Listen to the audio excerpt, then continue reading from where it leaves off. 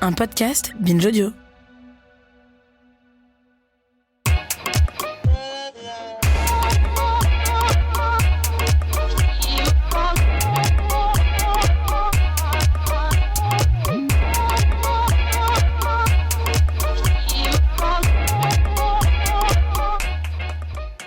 Bonjour Rokhaya. Bonjour Grace. Bienvenue dans ce nouvel épisode de Kiffe ta race, le podcast qui saute à pieds joints dans les questions raciales. Comme vous le savez, dans Kiffe ta race, on parle sans complexe d'arabes, d'asiatiques, de roms, de noirs, de blancs. Et aujourd'hui, nous allons parler d'une thématique qu'on a déjà explorée dans Kiffe ta race sous divers angles, mais qui se retrouve hélas en première ligne de l'actualité française et mondiale depuis l'apparition de la pandémie du Covid-19. Il s'agit du racisme anti-asiatique, c'est-à-dire les violences racistes qui visent spécifiquement les personnes perçues comme ayant des origines asiatiques, principalement de l'Est et du Sud-Est asiatique.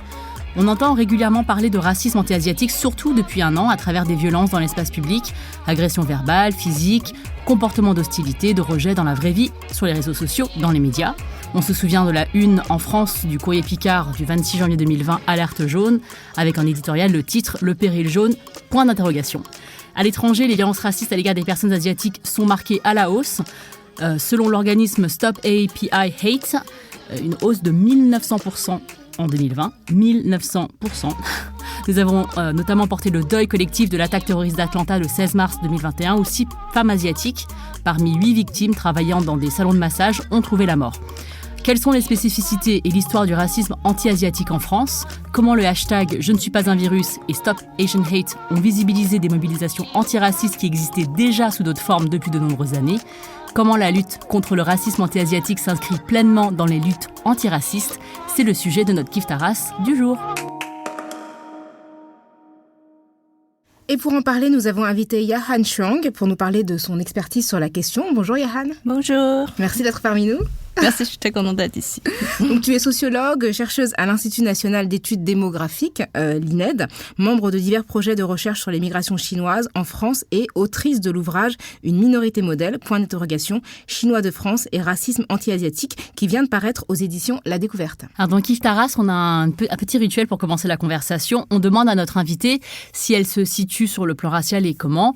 Par exemple, Rokhaya est perçue comme une femme noire et moi comme une femme asiatique. Et toi, Yahan, est-ce que c'est une question que tu t'es déjà posée ? Oui, bien sûr, parce que moi, je suis clairement une femme asiatique. Je viens de Taïwan et dans le fait d'être en France, oui, ça rajoute le fait que je suis étrangère. Donc, du coup, pendant tout mon cursus des études en sociologie, ça m'a beaucoup interpellée, en fait. Toi, tu es arrivée il y a plusieurs années en France et l'ouvrage que tu nous présentes aujourd'hui, c'est le fruit d'une dizaine d'années de travail en tant que sociologue en France. Oui. Moi, je suis venue en France la première fois en 2007 pour apprendre français. Et ensuite, en 2009, j'ai commencé ma thèse à Paris, à l'Université de Paris. Et là, du coup, l'ouvrage que je présente, c'est une recherche qui est entamée en 2009 déjà.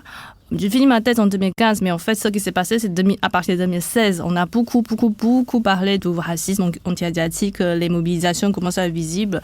Donc, j'ai aussi, puisque j'étais toujours dans les recherches liées à cette population, donc l'ouvrage qui sont présentés ici, c'est une extension de ma thèse. C'est-à-dire, il y a beaucoup de réflexions, observations qui ont été faites durant la thèse, mais en fait, je l'ai reprogrammisé en orientant vers la question du racisme aussi, en essayant de pas juste parler de mobilisation, mais aussi de présenter la diversité au sein de ces populations qui peut contribuer aussi à la démystification de cette population. Et toi, quand on te demande d'où tu viens, tu dis « je suis taïwanaise ». Oui. Et est-ce que les gens en France connaissent la différence historique entre les conflits qu'il y a entre le fait d'être taïwanaise, le fait d'être chinoise? Est-ce que c'est quelque chose que tu dois expliquer aux gens? Oui, ça arrive, je dirais moitié-moitié. Parmi les collègues, c'est peut-être plus facile, mais ouais, ça m'arrive de devoir un peu expliquer. Il y a aussi, une fois j'étais dans le métro un dimanche après-midi, j'étais tombée sur quelques jeunes qui sont un peu ivres. Donc on commence à discuter, en fait, eux ils disent « Ah, Taïwan c'est la Chine capitaliste !» Et moi j'avais bien aimé cette présentation aussi. Voilà. Donc au début, en fait, comme quoi l'alcool, des fois, ça fait voir juste. Oui, ça m'a vraiment très... En plus, c'était concis, mais c'était exact, en fait. Alors, en préambule, je voulais qu'on redéfinissent le terme racisme anti-asiatique. On parle aussi de sinophobie ou de China bashing. Il y a énormément de termes qu'on voit de plus en plus. Donc, je pense que le mot racisme anti-asiatique, il faudrait souvent le mettre au pluriel, puisqu'il y a des violences qui visent spécifiquement les Asiatiques de l'Est, du Sud-Est asiatique, mais il y a aussi dans l'Asie, qui est un grand continent, des personnes qui sont asiatiques du Sud ou de l'Asie centrale, qui ne vivent pas forcément les mêmes réalités sociales que les personnes qui sont perçues comme étant chinoises ou ayant un faciès d'Asie de l'Est. Il y a aussi ce terme qu'on voit qui a été créé par des personnes militantes qui se dit asiatiquetage, la fusion entre le terme asiatique et étiquette, parce que dans l'inconscient collectif, il y a cette question d'être étiqueté asiatique, et donc ça correspond à à vous ressemblez tous, vous êtes tous chinois, voilà. Donc c'est un terme qu'on entend aussi beaucoup pour viser les personnes qui sont touchées par le racisme anti-asiatique. Et aussi, je voudrais revenir sur ton ouvrage, quand on l'a annoncé, quand ta maison d'édition qui est La Découverte l'a annoncé sur Internet, il y a eu un couac à l'arrivée de ton livre, parce que le titre initialement prévu n'était pas celui-ci, Une minorité modèle, point d'interrogation, et tu l'as modifié. Est-ce qu'on peut revenir sur ce problème et comment tu l'as analysé ? Oui, en fait, le titre initial que j'ai présenté en fin 2018, déjà à la maison d'édition, c'était Yellow is the New Black. La raison de choisir ce titre, il y a plusieurs raisons. Premier, c'est que à l'époque, effectivement, même s'il y a le mouvement après la mort de Chao Lin-jiang, donc les médias commencent à parler racisme anti-asiatique, tout ça. Mais Chao Lin-jiang, on va revenir dessus, mais c'est un homme qui a été tué à Aubervilliers en 2016, qui était chinois, et en fait il a été brutalisé en raison des préjugés, mais on s'attardera plus longuement dessus. Oui, donc c'était en 2016, et donc certains médias ont commencé à employer le terme racisme anti-asiatique, mais effectivement, c'est pas encore un sujet très reconnu et pris en sérieux, surtout par le monde académique. Donc, à ce moment, j'ai vu que les jeunes chinois qui se mobilisent, souvent dans leur répertoire d'action, ils ont une forme d'imiter les slogans qui sont inventés dans le mouvement anti-raciste par les minorités noires, et y compris des répertoires d'actions déjà existaient aux États-Unis. Donc, un des exemples, c'était l'exposition de photos intitulée Yellow is Beautiful, qui est apparemment, ils ont repris le titre, le slogan Black is Beautiful. Et du coup... Ça, c'est un collectif initié derrière la bannière de la JCF, l'Association des jeunes chinois de France, et qui ont voulu mettre en avant des portraits d'hommes, en fait, il me semble, d'hommes asiatiques pour contrer les stéréotypes de beauté qui les excluaient. Oui, donc effectivement, donc ça c'était en 2018, donc bien avant que la société prise en conscience, bien avant le sujet racisme anti-asiatique a une certaine légitimité. Et du coup, quand j'ai vu ce genre d'initiative, j'étais frappée dans les deux sens. Premier sens, c'était pour dire que en fait, les enfants asiatiques prennent conscience du racisme systémique, de préjugés. Voilà, dans le premier sens, ils prennent conscience de la répression, de préjugés, du racisme systématique, comme d'autres minorités. Et deuxième sens, c'est aussi sur cette forme d'imitation ou reprise de parole qui me semble pourrait finalement conduire à une convergence de lutte. Parce qu'effectivement, avant ça, même pendant toute la problématisation de questions de l'agression, parfois dans la description médiatique, on peut aussi sentir une tentative de mettre en concurrence pour dire qu'il y a différents niveaux de racisme, il y a des bons immigrés et mauvais immigrés. Donc là, à ce moment, quand j'ai utilisé le titre Yellow is Beautiful, j'avais envie de souligner cette potentiel de convergence de lutte et la prise de conscience. Voilà. Mais la réaction suite au titre a été très négative, puisque ça a rappelé le racisme anti-noir qui peut exister qui existe en France ou ailleurs, et que le fait d'utiliser un terme parce que is the new black, c'est une expression pour parler de quelque chose qui est la mode. Ça passe de mode, ouais. Et ça induisait. C'est un nouveau standard, en fait, de mode. Ça induisait, un nouveau standard de mode, et ça induisait que Yellow, qui serait donc le racisme anti-asiatique, serait une nouvelle mode supplantant, par exemple, la mode du racisme anti-noir, ce qui n'est pas tout à fait le cas, puisque ça existe encore très largement, évidemment, qu'il n'y a pas de mode dans le racisme, mais plutôt des visibilités qui sont plus ou moins permise par les médias. Donc c'était ça qui avait posé le problème et donc tu as changé de titre. En fait, ouais, c'était ça. Enfin, moi, ce que j'avais vu comme réaction, c'était surtout l'idée, enfin, comme tu le dis, Grace, c'est que c'était un hommage, en fait, que tu voulais rendre aux luttes noires, mais ça pouvait donner l'impression que tu disais que, en fait, le racisme anti-noir était révolu et que maintenant, le nouveau racisme, en fait, c'était le racisme anti-asiatique, alors que ces deux formes de racisme coexistent et ont des sources, en fait, l'air de rien, quand même assez proches si on considère l'histoire coloniale, l'histoire, voilà, cette histoire-là. Donc, c'était un peu cette incompréhension qui était effectivement, qui a donné lieu à des réactions assez justifiées sur Twitter, et donc tu as pris la décision de changer le titre pour ça. Oui, effectivement, je pense que j'avais compris aussi la raison de toutes ces controverses ou malentendus. Donc, au-delà de ça, bon, du coup, j'ai remercié Grace de discuter avec moi pour m'encourager voilà, du coup, on a eu une discussion sur est-ce qu'il fallait changer le titre. Mais donc, au-delà de ce choix qui est sans doute symboliquement très chargé et qui est polémique, une autre raison que j'ai décidé de modifier le titre, c'est aussi comme ce que Grace a dit, c'est je pense que pour un ouvrage comme ça, c'est aussi important d'avoir un titre en français qui peut parler avec tout le monde. Donc finalement, ça, effectivement, c'était même avant la parution, c'est vrai, pendant l'année 2019, pendant la rédaction, parfois, je me suis déjà posé la question parce que le contexte a changé. Donc je me disais, peut-être ça pourrait être plus parlant, ça pourrait toucher plus de monde si on a un titre français. Donc finalement, voilà, on a fait un bon choix. Et puis c'est bien, ouais, effectivement, ce que je trouve bien, c'est que ça ancre le sujet en France. C'est-à-dire que ça parle d'une problématique française et de personnes qui vivent en France et qui sont exposées à des formes de racisme qui sont spécifiquement aussi françaises. Donc ça, je trouve que c'est fort aussi dans le titre que tu as choisi. Merci. Alors, tu commences ton ouvrage en relatant la manifestation d'indignation qui a eu lieu à la suite de la mort de Shaolin Zhang, un couturier d'Aubervilliers, qui est décédé le 7 août 2016, des suites d'une agression extrêmement brutale raciste. Le caractère raciste a été retenu pour la première fois par la justice française, qui a condamné ces agresseurs. Ils avaient déclaré qu'en raison de son faciès, en fait, comme il avait l'air chinois, qu'ils imaginaient que Shaolin Zhang avait de l'argent liquide sur lui. Est-ce qu'il y a eu un tournant après sa mort? Parce qu'il y a eu des manifestations d'abord à Aubervilliers au mois d'août, puis une grande manifestation place de la République à Paris, où tu racontes effectivement que de nombreux élus se sont rendus avec leurs bannières républicaines. Donc, est-ce que ça a été un tournant dans la visibilité du racisme anti-asiatique et du caractère en fait violent qu'il pouvait recouvrir? Oui, tout à fait. En fait, l'agression physique concernant les personnes asiatiques, ça a toujours été un problème concernant la communauté et les associations qui travaillent avec eux. Donc, déjà dans les fins de l'année 90, milieu 2000, les années 2000, il y a toujours ce genre de soucis, une crainte parmi la population.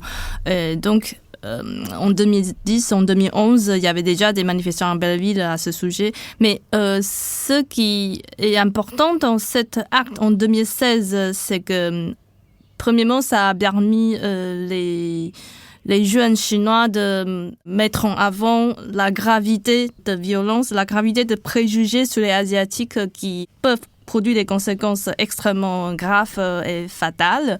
Il y a aussi un changement de discours, c'est-à-dire que avant 2016, même s'il y avait déjà des initiatives à ce sujet, mais le discours, la revendication était toujours focalisée sur la question de l'agression et du coup qui demande une approche plus légaliste policière pour soigner le problème. Donc les agressions étaient associées automatiquement avec les violences urbaines. Du coup, les diagnostics sont forcément par les policiers. Donc il n'y a pas de discussion avec le racisme. Donc 2016, les manifestations et toutes les mobilisations autour a permis les jeunes générations de mettre en avant la question de préjugés, de racisme, de stéréotypes et du coup au-delà de revendications policières, sécuritaires, mais aussi de réclamer des médiations, des actions de médiation et de collaboration avec les organisations antiracistes. Alors, il y a aussi un autre point un peu innovant, c'est que je pense que ça a touché de parler de renoncer au racisme anti-asiatique. Ça a aussi sorti d'un répertoire d'action qui est purement communautaire auparavant. Parce que avant ça, le noyau de mobilisation sont souvent des commerçants, entrepreneurs chinois de la première génération et quelques militants issus aussi de familles chinoises très conscientisées. Mais là, première fois, nommer le problème comme le problème de racisme visant la population asiatique, finalement, ça permet aussi de fédérer toutes les minorités qui ne sont pas juste chinois, mais aussi les autres minorités issues de l'Asie de l'Est et de Sud-Est. C'est la raison pour laquelle, en fait, entre mi-août jusqu'à début septembre, pendant 3 semaines, en fait, on voit aussi beaucoup d'autres soutiens, y compris des élus d'origine de tous les pays asiatiques pour faire des tribunes, pour dénoncer les préjugés et des stéréotypes. Il y a une chose que tu n'évoques pas, ou peut-être un petit peu à demi-mot dans ton livre, c'est la manière dont aussi ont été interprétées ces agressions, parce que nombre d'entre elles, en fait, que ce soit à Belleville au début des années 2010 ou à Aubervilliers au milieu des années 2010, ont été perpétrées par des gens qui ne sont pas blancs.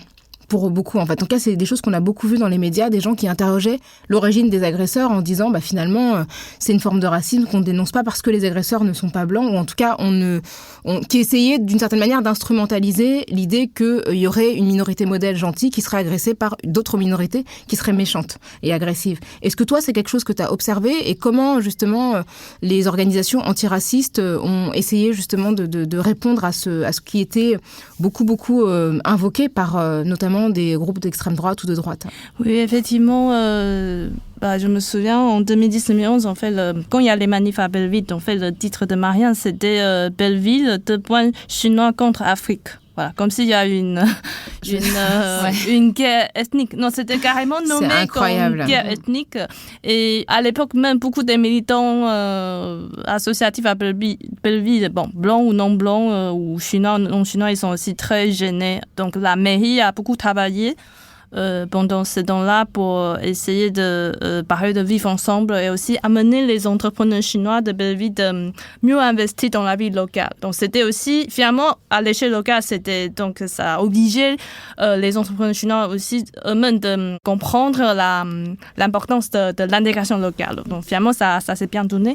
Et pardon, j'ai oublié la question, c'est que beaucoup de gens disaient, finalement, en fait, c'est pas un racisme qui implique les blancs, puisqu'en fait, ce sont des gens non blancs qui agressent des asiatiques, et qu'en gros, c'est une minorité bruyante qui s'en prend à une minorité plutôt sage. Et ça a été aussi amplifié par le fait que, ça, je m'en souviens aussi, que il y avait beaucoup de drapeaux français lors des manifestations, que ce soit à Aubervilliers ou Place de la République, et donc encore l'idée d'une minorité qui défile de manière sage, qui embrasse la République, alors que d'autres, quand ils sont pas contents, cassent tout, etc., etc. Même si on va voir tout à l'heure que c'est pas, c'est beaucoup moins simple. Il y a eu en 2016, quand il y a eu la manif à République, dans la presse, on a pu lire, même quand ils défilent, ils le font de manière, il n'y a pas de casse en fait, donc ils sont vraiment, alors que c'était pas le cas en 2011 et en 2010, et que donc tout ça c'est fabriqué. Enfin, tu parles des dangers de la racialisation, de l'insécurité dans ton livre. Et je pense que c'est de ça dont le fait qu'on ait pu monter des groupes les uns contre les autres en disant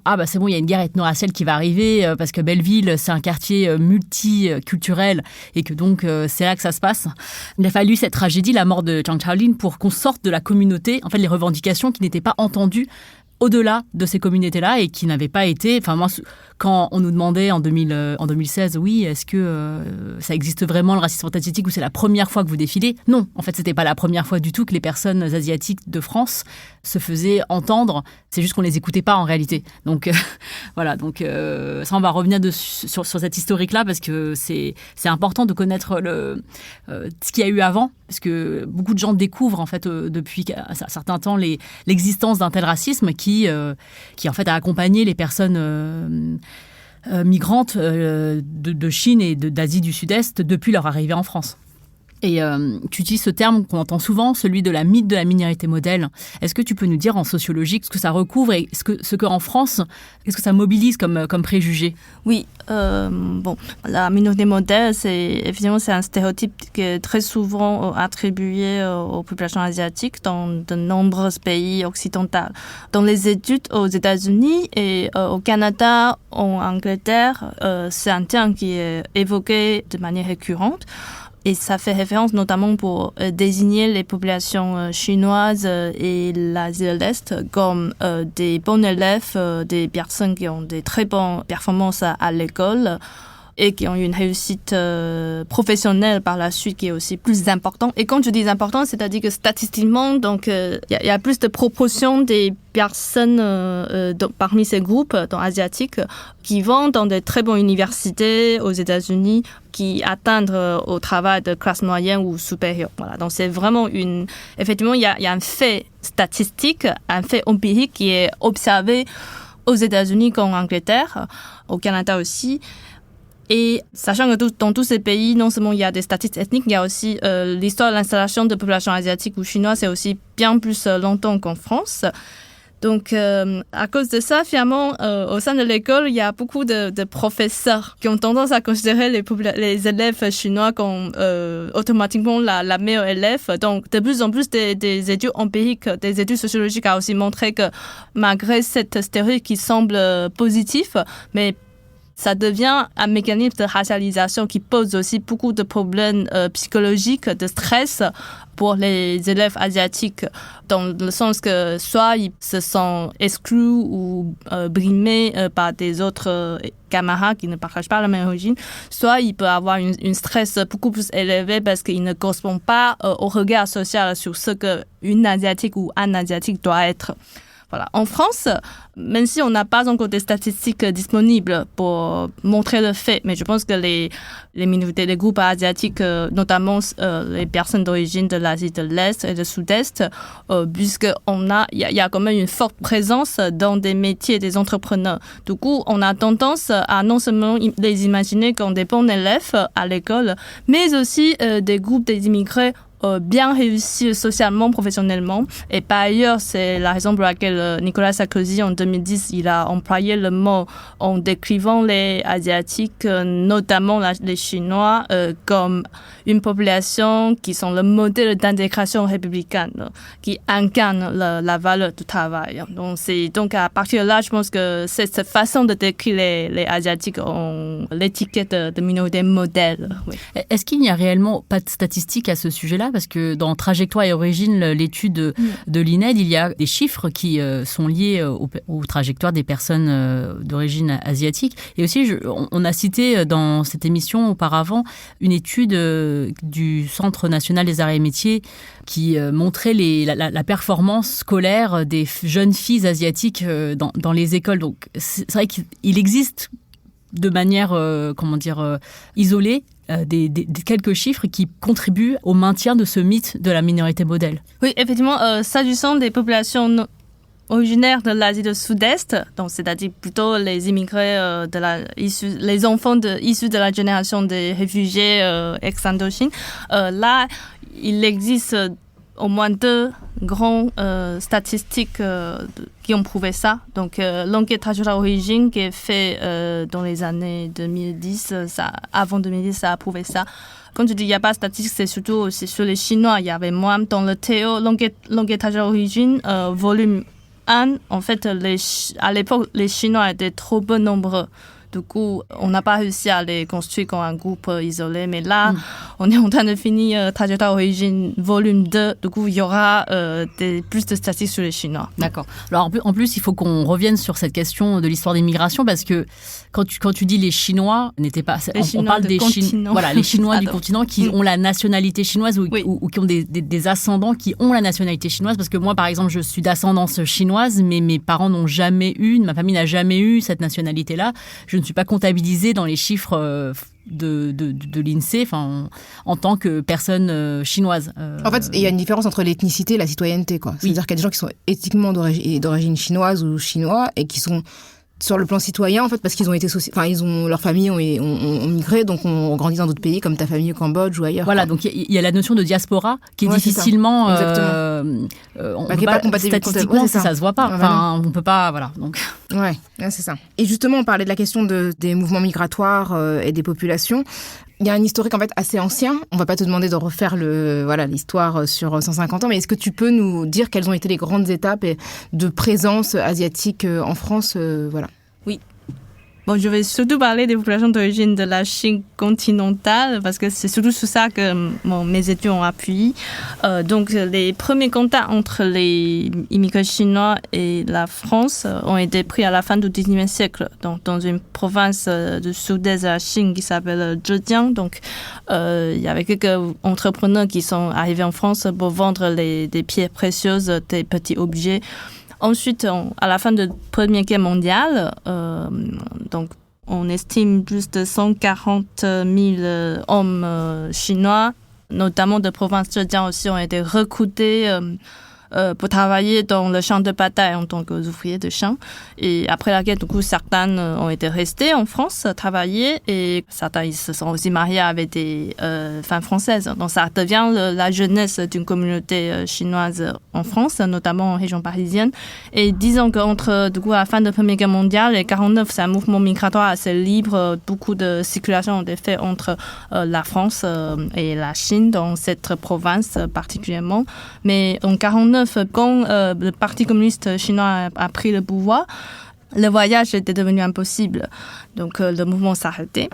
Ensuite, des grands repères doivent arriver du coup, dans les années 70. Dans un premier temps, en 1979, donc la France a accueilli 190 000 de réfugiés de l'ex-Indochine et beaucoup d'entre eux sont aussi ethniquement chinois parce que ce sont des populations qui ont fui la guerre en Chine pendant la guerre communiste. Ensuite, dans les années 80, après les réformes d'ouverture économique en Chine, qui a aussi ouvert la frontière, donc le voyage est redevenu possible. Du coup, de nombre de personnes à Zhejiang qui ont déjà de nombreuses familles en France avant la guerre, donc eux, ils sont arrivés par la voie regroupement familial. Et petit à petit, cette flux migratoire s'est élargi auprès d'autres personnes qui n'ont pas de lien avec la France et l'immigration devient une stratégie économique répandue dans toutes ces régions. Et aujourd'hui, on témoigne aussi, on observe beaucoup des étudiants chinois qui arrivent en France pour faire des études. Et est-ce qu'ils restent ou est-ce qu'ils repartent dans les mouvements? Est-ce que ce sont des gens qui s'installent en France ou il y a quand même beaucoup qui ont choisi de s'installer, demander la naturalisation, travailler, etc. D'accord. Et il y a aussi une idée tenace lorsqu'on parle des populations asiatiques, c'est l'idée qu'ils ne sont pas politisés. Ça, c'est quelque chose qui revient assez souvent, de dire ils sont pas impliqués politiquement. Alors, en tant que sociologue, tu as enquêté auprès de personnes chinoises qui ont migré vers la France et il y a parmi tes enquêtés donc plusieurs cas de personnes extrêmement politisées. Et j'aimerais que tu nous racontes leur engagement en tant que sans-papiers, à la fois en 2009 avec le soutien de la CGT, l'occupation de l'église Saint-Bernard, la présence de ces populations-là, parce qu'on a souvent l'idée que ce ne sont pas des populations chinoises, mais plutôt des populations noires. Et en 2014, une grève de travailleuses chinoises dans un salon de manucure à Château-d'Eau, à laquelle des coiffeuses ivoiriennes se sont jointes en solidarité. Et donc, ça a fait une vraie convergence des luttes. Donc, cette politisation, elle existe déjà par l'engagement dans le milieu du travail depuis assez longtemps. Alors, je veux juste rappeler une petite chose par rapport au choix de l'église Saint-Bernard. C'était un choix symbolique parce que c'est une église qui a justement mobilisé des populations sans papier. Quand le terme sans papier, en fait, est devenu un terme du débat public à la fin des années 90, c'était des populations majoritairement africaines, mais cette église est devenue le symbole de la résistance des sans-papiers. Et 2009, on était à l'époque où Nicolas Sarkozy était président et a mis en place, en fait, des quotas d'expulsion. Et donc, une chasse, en fait, aux migrants qui s'est amplifiée, qui a touché, effectivement, beaucoup les populations d'origine asiatique. Oui, effectivement, si on a l'impression que les Asiatiques ne sont pas engagés politiquement, c'est parce qu'on limite la définition de l'engagement politique à voie institutionnelle comme voter ou se représenter dans des élections. Mais si on regarde un peu le mouvement social, en fait, les groupes asiatiques, ils sont aussi présents dans divers mouvements sociaux comme d'autres groupes minoritaires. À la fin donc le mouvement sans papier, au tout de 1996-97, en fait, à ce moment, il y a d'abord les travailleurs africains qui ont commencé à lancer la grève et qui ont occupé l'église Saint-Bernard. Donc, à ce moment, certains, au moins 200 travailleurs sans papier chinois qui étaient en contact avec la Ligue des droits de l'homme, eux, ils ont aussi décidé de rejoindre le mouvement. Ils ont envie de rejoindre le mouvement. Bon, finalement, ils ont monté un autre collectif qui s'appelle le Troisième Collectif. Du coup, ça devient un collectif indépendant du collectif Saint-Bernard, mais ils ont fait toutes les manifestations ensemble. Ils étaient tous très présents dans le mouvement. Ils ont aussi fait l'occupation avec les camarades africains.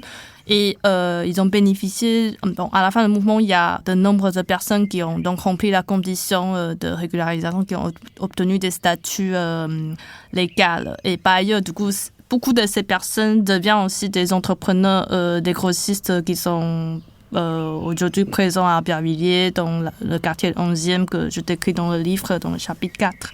Ensuite, en 2009, voilà, là c'est l'année quand je suis arrivée en France pour faire ma thèse, et la CGT a commencé ce qu'ils appellent l'acte de mouvement sans papier, parce que c'est un mouvement sans papier qui a déjà commencé en 2006-2007 par des mini-greffes dans différentes localités.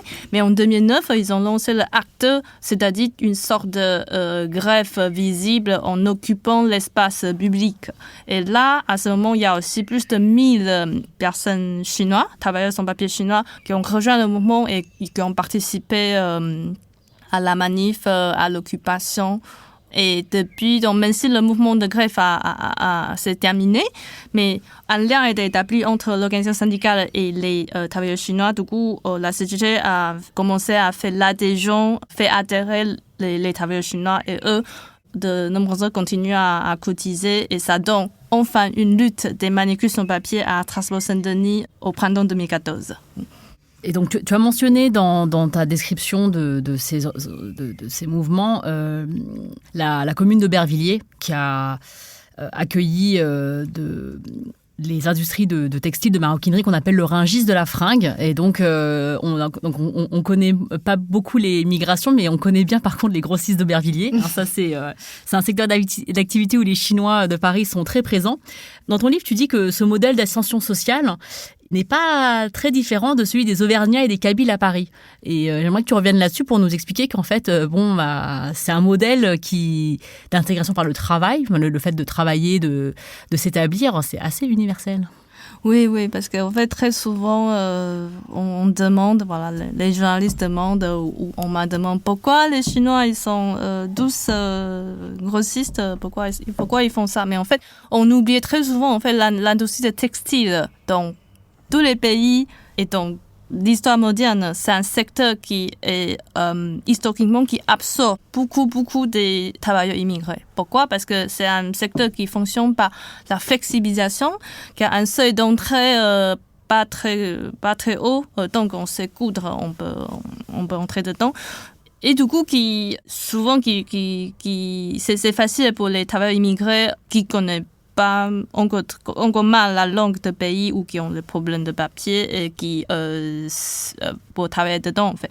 Du coup, ça a toujours été un secteur début de la fin du 19e siècle en France, à Paris, comme aux États-Unis, comme dans d'autres grandes villes mondiales. Ça a toujours été un secteur qui a accueilli notamment les travailleurs immigrés qui sont prêts à tolérer la condition de travail extrêmement flexible et souvent très mal payée par ailleurs. D'ailleurs, tu racontes que ça a commencé d'ailleurs dans le Sentier dans les années 1980 avant de migrer dans le 11e arrondissement, et ça a créé effectivement des problèmes avec les riverains. Donc c'est vrai que dans le Sentier déjà, les Chinois succédaient à d'autres vagues migratoires qui s'étaient emparées de l'industrie textile. Oui, je pense que le Sentier, pour ceux qui connaissent Sentier, on sait que Sentier a toujours été le secteur qui accueille la population immigration qui sont fraîchement arrivés en France. Donc, dans les années 20, ce sont des Juifs, des exilés.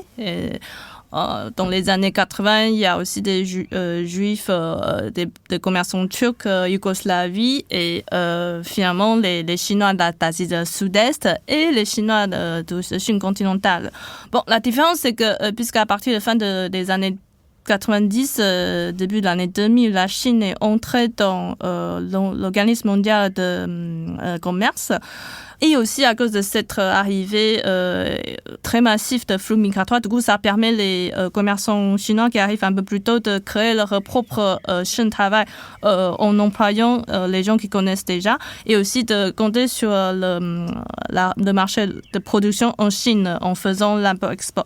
Mais au final, en fait, la raison pour laquelle tous ces immigrés ils sont concentrés dans un seul secteur du travail et aussi de compter sur leur réseau de solidaires parmi les personnes qui les connaissent. Ça, c'est une logique assez universelle parmi les groupes immigrés, y compris pour les Auvergnats ou les Bretons qui sont arrivés en France à Paris un peu plus tôt. Voilà. C'est aussi des groupes d'immigrés internes, mais qui ont besoin de compter sur le réseau de solidarité pour créer leur niche au sein de certains travaux. Tu veux dire que vous restez entre vous, c'est pas que de la volonté. Non, parce que c'est surtout une stratégie économique plus efficace, en fait, pour contourner le mécanisme de discrimination de l'économie nationale. Et d'ailleurs, c'est un des personnages de ton livre dit que les Chinois sont les Auvergnats du 21e siècle. Donc, je trouvais la formule assez drôle et assez, justement, par rapport à la question des bars tabac. Oui, les bars tabac. C'est ça, parce qu'effectivement, il y a beaucoup de gens qui... Autre secteur d'oligarchie, des personnes chinoises. Est-ce que tu peux nous... Dans ton livre, tu dis qu'il y a un témoignage d'un jeune couple qui achète un bar tabac en Normandie et l'ancien patron du bar tabac qui est en train de le vendre, il déclare qu'il aurait préféré un gars de l'Aubrac comme lui. Mais il ne trouve pas preneur et finit par vendre à ce couple franco-chinois. Et le couple dit « Nous sommes les seuls intéressés par les bars tabac ». Donc, est-ce que tu peux nous déconstruire encore cette idée coriace que les immigrés volent le travail des Français dont ils ne veulent pas? Voilà, effectivement, le bar tabac aujourd'hui, c'est un fantasme énorme. On a l'impression que tous les tabacs ont été rachetés par les Asiatiques. Mais pourquoi ça? Ce qui serait très très grave si c'était vrai. Enfin, je veux dire, à un moment donné, faut juste arrêter, quoi. Voilà. Donc, en fait, il y a deux explications, deux raisons principales. Premièrement, c'est la déclinaison du métier de textile, qui était la niche ethnique importante pour la génération précédente. Donc, aujourd'hui, en fait, dans l'import-export de textile, en Chine, en fait, le coût de production a augmenté et en Europe, dans le marché, il y a trop de concurrence, y compris toutes les entreprises transnationales de fast fashion qui baissent le coût sans aucune limite. Du coup, ça devient un métier risqué. Et deuxièmement, du coup, en comparaison, en fait, le bar tabac, c'est un secteur qui est donc beaucoup plus sûr en termes de profit par rapport au textile pour les enfants immigrés qui souhaitaient rester dans le statut de commerçant. Ce sont plutôt des enfants d'immigrés, en fait. Pas des gens qui reprennent les bars tabac, ou pas spécialement. Je dis plus souvent aux enfants, c'est parce que pour pouvoir devenir pluraliste, il faut aussi avoir la nationalité française. Ah, d'accord. Donc, très souvent, c'est plutôt les jeunes, au moins. Je savais pas ça, mais pourquoi? C'est trop bizarre. Pour la licence de tabac, enfin, oui. C'est une licence sanctionnée par un... Enfin, c'est comme licence 4 ou licence 3. Ouais, je sais, mais c'est bizarre de l'associer à la nationalité, en fait. Enfin, je trouve ça chelou, quoi. C'est un protectionnisme pour le secteur de monopole. D'accord, parce que la cigarette, oui. Il faut être français pour vendre des cigarettes, hein, voilà. Savoir-faire français. Par contre, pour les acheter, c'est bon, hein, tu peux y aller. D'accord, oui, donc au moins des gérants eux-mêmes, il faudrait avoir la nationalité française. D'accord. Après, n'empêche que ça pourrait aussi devenir une entreprise familiale. On embauche aussi le papa, maman pour travailler sur le comptoir, faire le café, voilà. Et deuxièmement, donc voilà, premièrement parce que le textile n'est plus rentable, donc bar tabac devient beaucoup plus attirant. Mais deuxièmement, malgré le fait que ça soit un métier sûr et rentable, mais ça reste comme un métier difficile parce qu'il faut se lever tôt, on termine tard, parfois il y a des clients qui se disputent, etc., etc. C'est quand même pas un métier facile. Du coup, c'est pas un métier... Beaucoup n'en veulent pas. Oui, voilà. Donc, beaucoup, notamment ceux qui ont la nationalité française et ceux qui préfèrent... Ont d'autres choix, quoi, ouais. Voilà, ceux qui ont le choix. Du coup, les Auvergnats, voilà, la génération précédente, du coup, leurs enfants qui sont aujourd'hui parfaitement intégrés à la vie parisienne, pour eux, ça devient beaucoup moins attirant. Donc, qui prend ça, les autres. Il y a un gars en soirée qui m'a dit, mais quand même, les bars tabac, c'est quand même autre chose. Parce que, en fait, je pense que d'acheter du textile fabriqué par des personnes chinoises et qui est importé, ça ne dérange pas.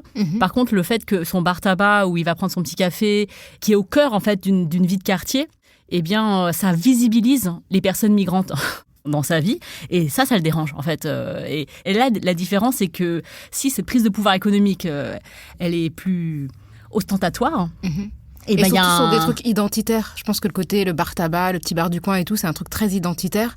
Et donc, je pense qu'on l'associe pas forcément à des personnes d'origine asiatique. Et c'est même pas justifié parce que je viens de comprendre que, de toutes les façons, les gérants, on doit forcément être français. Donc, ce sont des Français d'origine chinoise. Mais en fait, ils sont pas suffisamment français dans le regard des gens qui sont des consommateurs de leur petit troquet du coin. Quoi. C'est soit ça ferme. Ouais, c'est ça. Oui, c'est ça. À un moment donné, il vaut mieux que ce soit des Chinois à ce moment-là. Bah non, c'est français le tabac, madame. Je préfère être raciste et pas boire de café. Et pas de cigarette. Je voulais donner un autre exemple. En fait, en Italie, il y a le mouvement similaire. En fait, parce que l'Italie, aujourd'hui, c'est un autre pays européen qui accueille une flux migratoire chinois important. Et en fait, aujourd'hui, les jeunes italiens d'origine chinoise, ils sont aussi très, très présents en tant que gérants du café. Donc, sachant que café, c'est encore plus au cœur de l'identité italienne que tabac pour les Français. Donc, on fait... voilà, donc c'est le même mouvement. Il y a une extension. On revient sur le péril jaune du début de l'émission. Voilà. Et donc, pour terminer rapidement, parce qu'on est vraiment au bout du timing de l'épisode, d'accord. Mais depuis la pandémie, la conscience du racisme anti-asiatique s'est quand même aiguisée, y compris dans l'opinion publique. Et il y a le hashtag « Je ne suis pas un virus » dont tu as parlé, qui a été rendu visible sur Twitter. Donald Trump, qui très rapidement, en fait, au début de la pandémie l'année dernière, a fait des jeux de mots extrêmement racistes en parlant de Kung Flu. Donc, flu en anglais, ça veut dire la grippe. Et voilà, on comprend le jeu de mots. Quel bilan tu tires des mobilisations qui ont été drainées autour de cette épidémie de racisme, en fait, si on peut dire les choses comme ça? Oui, je pense que l'impact le plus important, c'est que ça a vraiment généralisé la prise de conscience. Parce que quand on parle de l'agression visant les Chinois, on peut connaître plein d'autres personnes qui sont soit étudiants chinois, soit typés asiatiques. Ils vont dire que ça, c'est des problèmes localisés dans certains quartiers où il y a un problème de violence, de l'insécurité urbaine. On croit qu'on peut l'éviter. Mais là, tous les préjugés qui ont été balancés, catalysés par la peur associée au coronavirus, du coup, ça rend ce racisme indéniable. On sait qu'à partir du moment où on est perçu comme asiatique, on aura un danger dans l'espace public.